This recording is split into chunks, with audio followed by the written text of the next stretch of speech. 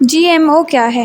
جینیاتی طور پر تبدیل شدہ حیاتیات۔ جی ایم او ایک جانور، پودا یا جراثیم ہے جس کے ڈی این اے کو جینیاتی انجینئرنگ تکنیکوں کا استعمال کرتے ہوئے تبدیل کیا گیا ہے۔ ہزاروں سالوں سے انسانوں نے جانداروں کو تبدیل کرنے کے لیے افزائش نسل کے طریقے استعمال کیے ہیں۔ مکئی، مویشی اور یہاں تک کہ کتوں کو نسل در نسل منتخب طور پر پالا جا رہا ہے تاکہ کچھ مطلوبہ خصلت ہو۔ سب سے اہم بات کسانوں کی تکنیکی سمجھ ہے۔ آپ نے اس پر کیسے قابو پایا؟ یہی وجہ ہے کہ اتھینٹم learn to earn farmer education portal کو نافذ کرنا چاہتا ہے، جہاں تک ہمارے تمام کسانوں کو یہ جاننے کے لیے ترغیب دی جائے گی کہ فصلیں کیا ہیں اور کیسے اگائیں، اور معاشی طور پر پائیدار کاشتکاری کا کاروبار تیار کریں۔ کاشتکاروں کو اتھینٹم کی اہمیت بتانا کتنا آسان تھا۔ کسان پہلے سے ہی صحیح سمت کی طرف دیکھ رہے ہیں۔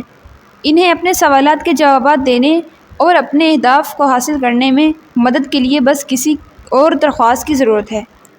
یہ وہ جاننے کے لیے بےتاب تھے کہ عالمی سطح پر اس کی مانگ کیا ہے، تاکہ وہ اپنی پیداواری صلاحیت کو اپنا سکیں اور فضلہ سے بچ سکیں۔ زنجیروں کے دوسری طرف کے بارے میں اندھیرے میں رکھا جانا ایسی چیز نہیں ہے جسے وہ مزید برداشت کر سکیں۔ پیندکاری کا صحیح طریقہ کیا ہے؟ آپ کو پودے لگانے کے سوراخ میں پودے کو اسی گہرائی میں رکھنا چاہیے کہ جس گہرائی میں یہ برتن میں اگ رہا تھا۔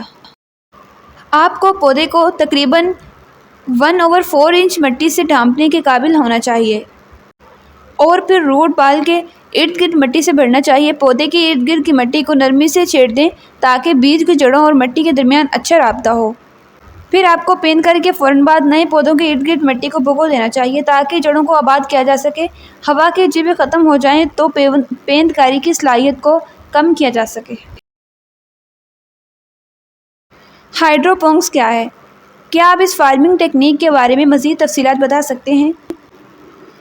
ہائیڈروپونکس نظام مٹی سے کم پانی پر مبنی کاشتکاری کے عمل ہیں۔ پودوں کی غذائیت کے لیے مٹی کا استعمال کرنے کے بجائے فصلوں کو غذائیت سے بھرپور پانی دیا جاتا ہے، جو مٹی پر مبنی طریقوں کے ساتھ آنے والے بہت سے سامان کی نفی کرتا ہے۔ میں کنٹینر فارم کہاں رکھ سکتا ہوں؟ جیسا کہ وہ آپ کے کنٹینر فارم کو پانی کے 50 فٹ کے اندر رکھنے کی تجویز کرتے ہیں تاکہ آپ کے ٹینکوں میں سخت ساحل یا نرم ساحل پانی کو آسان بنایا جا سکے۔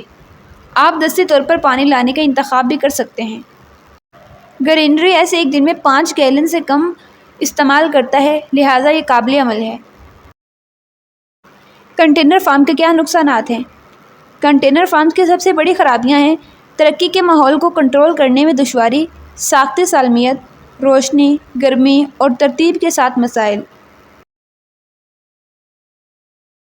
کاشتکاری کے مختلف نظام کیا ہیں؟ مجوزہ کاشتکاری کے نظاموں میں نظام کی 2 بڑی کلاسیں ہیں: واحد مویشی اور فصل مویشی۔ واحد مویشیوں کے طبقے کے پاس 2 نظام ہیں: رینج لینڈ پر مبنی بے زمین، اور فصل مویشیوں کے طبقے میں 3 ذیلی طبقات ہیں: سالانہ فصل مویشی، درخت فصل مویشی اور سیلاب زدہ فصلی مویشی۔ کیڑے مار ادویات اور جڑی بوٹی مار ادویات کے استعمال کے کیا خطرات ہیں؟ جڑی بوٹیوں اور کیڑے مار ادویات سے منسلک کچھ خطرات میں شامل ہیں: مٹی کی سنگین آلودگی۔ زمینی آلودگی ایک مسئلہ ہے، اہم کیڑوں کی آبادی کو کم کر سکتا ہے، پولینیشن مشکل ہو سکتا ہے۔ مٹی کی صحت کیا ہے؟ مٹی کی صحت کو ایک اہم زندہ ماحولیاتی نظام کے طور پر کام کرنے کی مٹی کی مسلسل صلاحیت کے طور پر بیان کیا گیا ہے، جو پودوں، جانوروں اور انسانوں کو برقرار رکھتا ہے۔ صحت مند مٹی ہمیں صاف ہوا اور پانی، وافر فصلیں اور جنگلات، پیداواری چرائی زمینیں، متنوع جنگلی حیات اور خوبصورت مناظر فراہم کرتی ہے۔